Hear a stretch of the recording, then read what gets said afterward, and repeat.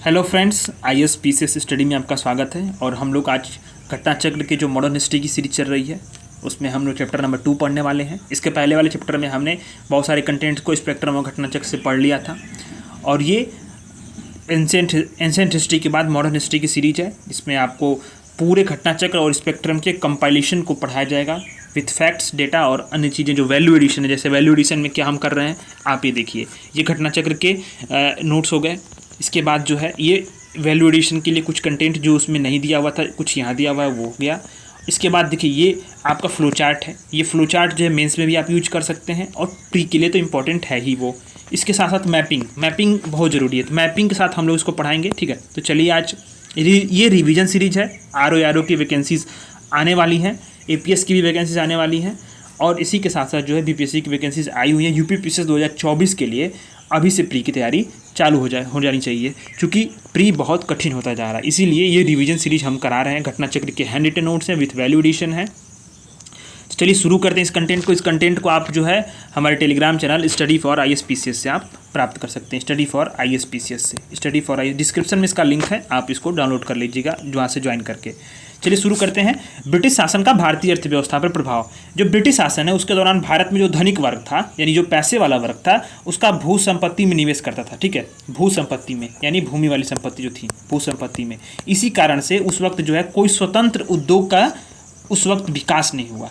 स्वतंत्र उद्योग का विकास नहीं होने के कारण से बहुत सारी आर्थिक समस्याएं आगे चल करके भारतीय अर्थव्यवस्था के समक्ष उत्पन्न हुई और उन्हीं का नतीजा है कि अंग्रेज़ों ने इसका भरपूर फ़ायदा उठाया, भारत का आर्थिक दोहन किया।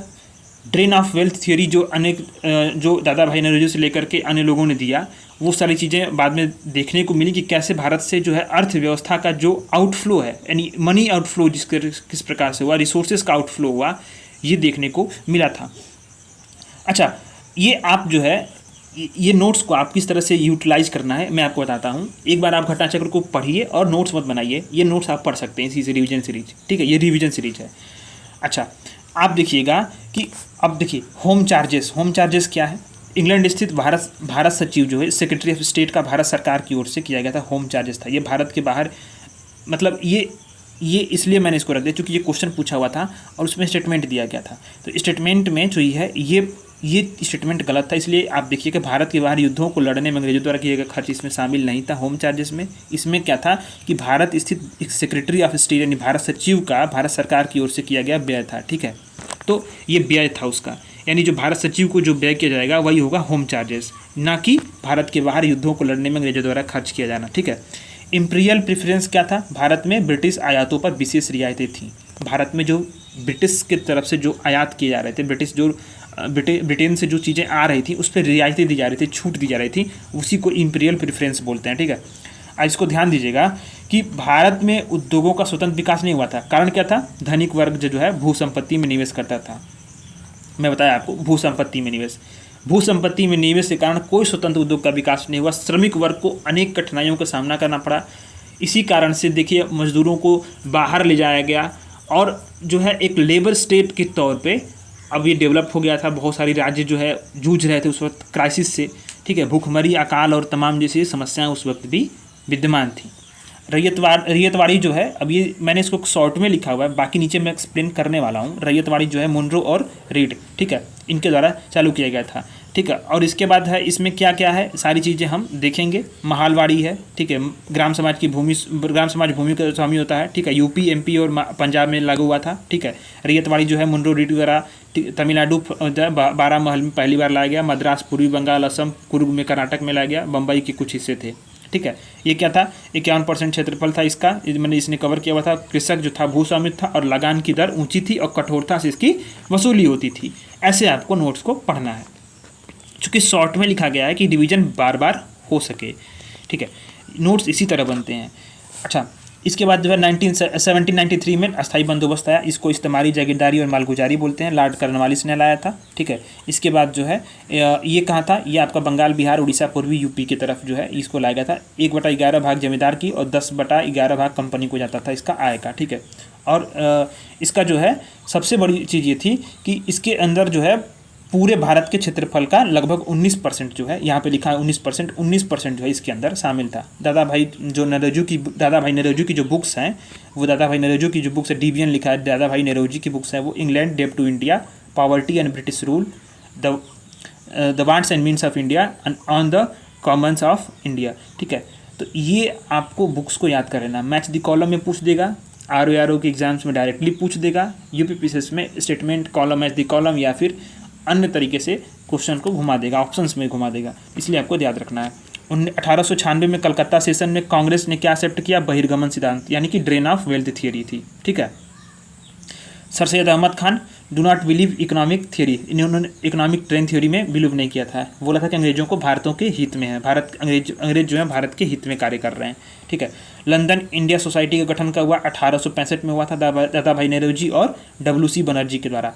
ठीक है, 1865 सन याद रखिएगा, चूँकि क्रम दे देगा कि और मैच दी कॉलम दे देगा कि किस सन में जो है इनका गठन हुआ और किन के द्वारा हुआ, तो इन सब चीज़ों को आपको ध्यान देना है। क्वेश्चन ऐसे ही बनते हैं। प्रश्न आप PYQs को देखेंगे तो आपको प्रश्न कैसे बनते हैं ये तरीका अगर मालूम हो जाएगा तो कोई चीज़ आप पढ़ रहे हैं तो उसको किस तरह से पढ़ना है ये आपको एकदम स्पष्ट हो जाएगा। 1892 में दादा भाई नौरोजी जो थे लिबरल पार्टी से, ठीक है, लिबरल पार्टी से हाउस ऑफ कॉमन्स में जाने वाले पहले भारतीय बने थे। ठीक है, लिबरल पार्टी से, किस पार्टी से? लिबरल पार्टी से। 1793 में कार्नवालिस द्वारा, ठीक है, कार्नवालिस द्वारा जो है PS लागू करने के बाद कानूनी विवादों में बढ़ोतरी कारण क्या था? ठीक, परमानेंट सेटलमेंट, PS मतलब परमानेंट सेटलमेंट लागू करने के बाद कानूनी विवादों में बढ़ोतरी के कारण क्या था? जमींदार और किसान के मध्य अनेक मध्यस्थों के कारण थे, यानी मध्यस्थ थे, लगान रहित अनुदान भूमि थी, चारागाह था। ठीक है, प्रति और आदि की जो भूमि थी वो निर्धारित नहीं थी। 1793 में जो परमानेंट सेटलमेंट यानी कि अस्थायी बंदोबस्त में व्यवस्था थी वो जमींदारों से अपेक्षा की गई थी कि वे खेतीहरों को पट्टा जारी करेंगे, बट अनेक जो जमींदार ने पट्टा जारी नहीं किए और जमींदारों के ऊपर सरकारी नियंत्रण नहीं था, इसलिए नियंत्रण से बाहर हो गए थे। एलिफिंस्टन ने रैयतवाड़ी को बॉम्बे प्रेसिडेंसी में लागू किया था। किसने? एलिफिंस्टन ने। याद रखिएगा, बहुत इंपॉर्टेंट है, प्रीवियस में प्रश्न पूछा हुआ है, 3 बार पूछा हुआ है, आप इसको देख लीजिएगा, इसलिए आपको याद करना है प्रश्न। अच्छा, इस बार आपको बता दूं UPPCS 2023 में 70 प्रश्न ऐसे थे, 70 प्रश्न, जो कि अगर PYQs 30 साल का आप लगा लेते तो आपका सॉल्व हो जाता। 70 प्रश्न यानी प्रीवियस ईयर क्वेश्चंस को लगाने से थे, डायरेक्टली इनडायरेक्टली उसी से आए हुए थे, इसलिए प्रीवियस ईयर क्वेश्चंस को देखना बहुत इंपॉर्टेंट है। हम उसको अच्छे से कराएंगे, अब समय मिलेगा तो करा देंगे, पर अभी जो है हम चाहते हैं कि सारी घटना चक्र की सारी बुक्स को लगभग पूरा पढ़ा दें। अच्छा, रैयतवाड़ी में कर निर्धारण के लिए भूमि सर्वेक्षण के बाद किसान की सहमति के बाद पट्टा जारी करना होता था। ठीक है, असम में सर्वप्रथम चाय कंपनी की स्थापना कब हुई थी? 1893 में। इंपॉर्टेंट है। दादा भाई नौरोजी की ड्रेन थियरी की सही परिभाषा क्या है? सही परिभाषा यही थी कि भारत की राष्ट्रीय जो संपदा है इसका एक भाग अथवा कुल वार्षिक उत्पाद ब्रिटेन को निर्यात कर दिया जाता था, जिसके लिए भारत को कोई वास्तविक प्रतिफल नहीं मिलता था। ठीक, ब्रिटिश काल में सामान्यतः भारत का व्यापार जो था वो संतुलन अनुकूल था। ठीक है, यानी कि पॉजिटिव था। धन की निकासी का स्वरूप जो था वो अप्रतिफलित निर्यात था लेकिन लाभ नहीं था। निर्यात हो रहा था पर कोई लाभ, उससे प्रॉफिट नहीं हो रही थी। दादा भाई नौरोजी ने ड्रेन थियरी को इविल्स ऑफ ऑल इविल्स कहा, यानी कि सभी जो मतलब इविल्स ऑफ ऑल इविल्स, सभी बुराइयों का बुराई। ठीक है, मतलब ऐसे बोल सकते हैं उसको हिंदी में, ले but evils of all evils किसने कहा? इसका प्रश्न बनता है तो दादा भाई नौरोजी ने कहा था। भारत में उपनिवेशवाद के आर्थिक आलोचक कौन है? दादा भाई नौरोजी, जी सुब्रमण्यम अय्यर, BC दत्त, गोपाल गोखले, कृष्ण गोखले और महागोविंद रानाडे, JV जोशी और पृथ्वीश चंद्र राय। इतना नाम को आपको याद रखना है। उपनिवेशवाद के आर्थिक आलोचक में इतने सारे नाम हो, दादा भाई नौरोजी, जी सुब्रमण्यम अंकर, RC दत्त, गोपाल कृष्ण गोखले, ठीक है, महागोविंद रानाडे, JV जोशी और पृथ्वीश चंद्र राय। भारत में अनौद्योगिकरण यानी कि डी इंडस्ट्रियलाइजेशन क्या हुआ? 1813 में प्रारंभ हुआ था। ईस्ट इंडिया कंपनी के व्यापारिक एकाधिकारों की समाप्ति में से तेजी मिली। डिस इंडस्ट्रियलाइजेशन इसको बोलते हैं। और औद्योगिक क्रांति का विस्तार। ठीक है, भारत में ब्रिटिश उत्पादों का बाजार बन गया था। जब जैसे जैसे औद्योगिक क्रांति का विस्तार हुआ, भारत जो है ब्रिटिश उत्पादों का बाजार बन गया, यानी मार्केट रह गया। कंज्यूमर्स यहाँ पे थे, ये प्रोड्यूसर स्टेट से कंज्यूमर स्टेट बन गया। भारत में ब्रिटिश आर्थिक नीति को घिनौनी किसने कहा था? कार्ल मार्क्स ने कहा था। बहुत इंपॉर्टेंट है। दक्षिण भारत में सिंचाई अर्थव्यवस्था का अग्रदूत कौन किसको बोलते हैं? आर्थर कॉटन को बोलते हैं। UPPCS में पूछा हुआ प्रश्न है, RO में भी आया प्रश्न है। आर्थिक तौर पर 19वीं सदी में ब्रिटिश शासन का भारत पर एक प्रोग्राम था, क्या था? भारतीय कृषि का वाणिज्यीकरण, यानी कि निर्वाह जो था वो व्यापारिक था। ठीक, तो ये आपका हैंड रिटन नोट्स हो गया घटना चक्र का। अब घटना चक्र को आपको पढ़ के नोट्स नहीं बनाना, इसी नोट्स का आप पढ़िएगा। ठीक है, बार बार इसमें सारे फैक्ट्स को लगभग हमने कवर कर दिए हैं। अब कुछ आते हैं, देखिए ये कुछ ऐसी चीज़ें थी जो कि आपको ज़रूरी थी, वन लाइनर के तौर पे थी, इसलिए मैंने इसको रख लिया, क्योंकि प्रश्न अगर बन जाएगा तो कोई भी इसको पढ़ सके। कर्नवालिस ने, ठीक है, 1790 में 10 वर्षीय व्यवस्था शुरू की थी, 1893 में अस्थायी कर दिया, इसी के लिए स्थायी भूमि बंदोबस्त कहते हैं। ठीक है, 1793 में रेगुलेशन के तहत एक सूर्यास्त का कानून पारित किया गया, सूर्यास्त का कानून पारित किया गया था। ठीक है, इस कानून के तहत अगर निश्चित तिथि की शाम तक जमींदार जो था वो भू राजस्व चुकता नहीं करता था तो उसकी जमींदार की जमींदारी नीलाम कर दी जाती थी। ये आपने ऊपर पढ़ा होगा। अस्थायी बंदोबस्त व्यवस्था को इस्तेमारी, जागीरदारी, मालगुजारी और हिस्सेदारी के नाम से जाने जाते थे। इसके तहत जमींदारों का अधिकार क्या था, वंशानुगत और हस्तांतरणीय था। ये घटना चक्र में चीज़ें नहीं दी हुई थी, इसलिए इसको मैंने यहाँ से उठाया हुआ है। कुछ चीज़ें घटना चक्र की कमियाँ भी हैं, इसलिए आपको स्पेक्ट्रम, घटना चक्र और तमाम चीज़ों का कंपाइलेशन पढ़ा रहे हैं ताकि आपको कहीं और जाना ना पड़े। रिवीजन सीरीज है ये, आप किसी लेक्चर को कहीं कोचिंग मत करिए, आप किताब को पढ़िए और इसको देख लीजिए, हो जाएगा आपका, सारे प्रश्न बन जाएंगे। अच्छा, 10 भाग जो है राज्य यानी कि कंपनी को देना पड़ता था, 1/11 भाग जो है अपना उसका होता था। महालवाड़ी व्यवस्था का उत्तर प्रदेश, मध्य प्रांत, पंजाब में लागू थी महालवाड़ी व्यवस्था। अच्छा, इसके बाद जो है किसने शुरू की थी, हाल्ट मैकेंजी ने 1822 में, हाल्ट मैकेंजी ने रेगुलेशन के माध्यम से जन्म लिया था। ठीक है, इसका क्या होता था, भू राजस्व का निर्धारण गांव या महाल से किया जाता था। रैयतवाड़ी क्या थी, थॉमस मुनरो और कैप्टन रोड, ऊपर बताया था मैंने। ठीक है, 12 महल में लागू की गई थी, 12 महल जिले में। इसके बाद जो है रैयतवाड़ी व्यवस्था में किसानों को अधिक लगान के विरुद्ध न्यायालय जाने की अनुमति नहीं थी। ये बहुत इंपॉर्टेंट है, न्यायालय जाने की अनुमति नहीं थी, किसमें, रैयतवाड़ी व्यवस्था में।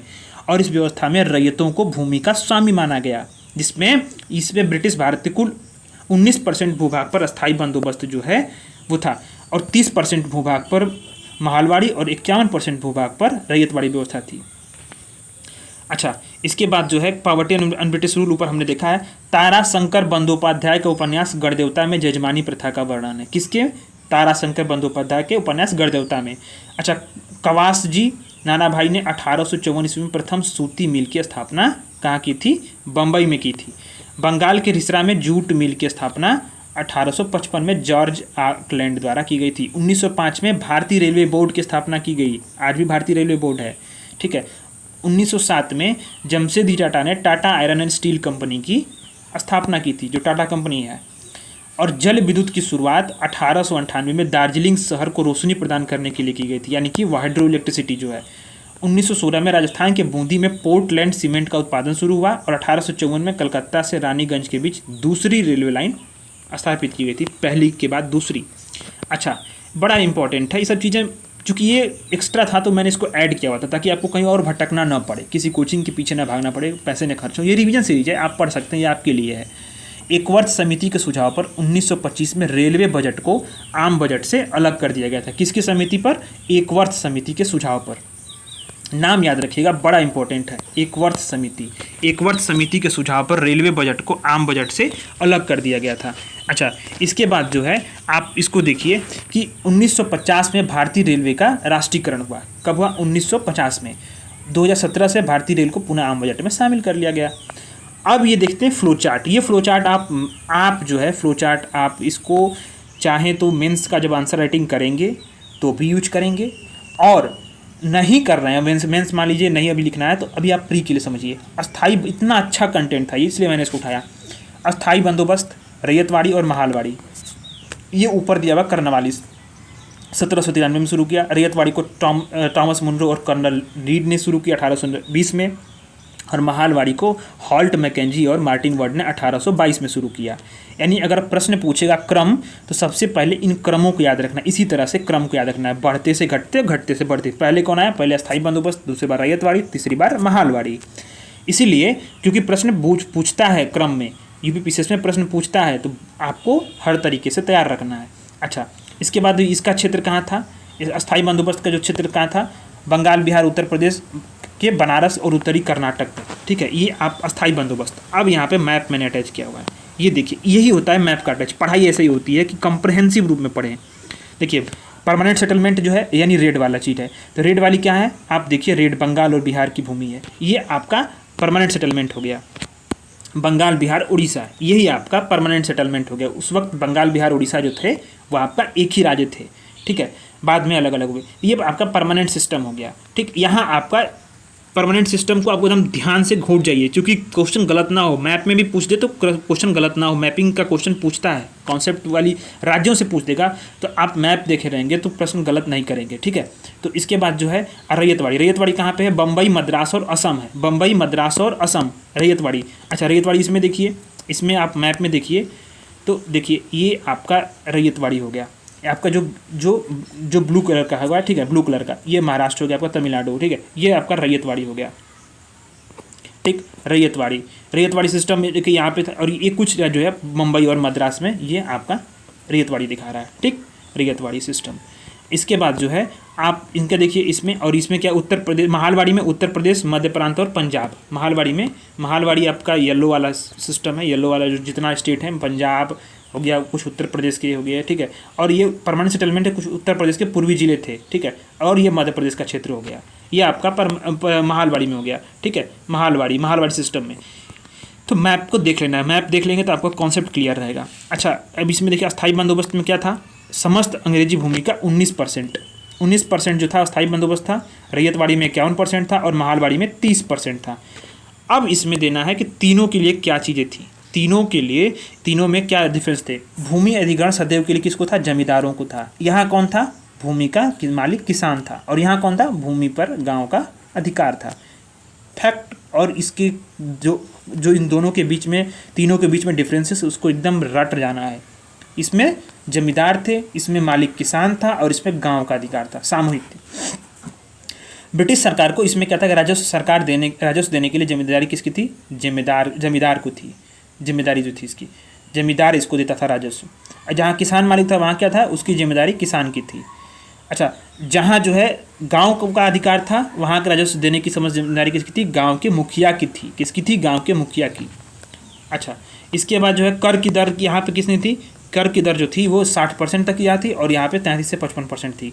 अब आप मेंस में पूछेगा प्रश्न, या फिर आपको प्री में भी स्टेटमेंट दे देगा, कथन के तौर पे दे सकता है, पूछ देगा इसमें से कोई एक, कोई दो, दोनों नहीं, या दोनों सही, ऐसे प्रश्न बना देगा।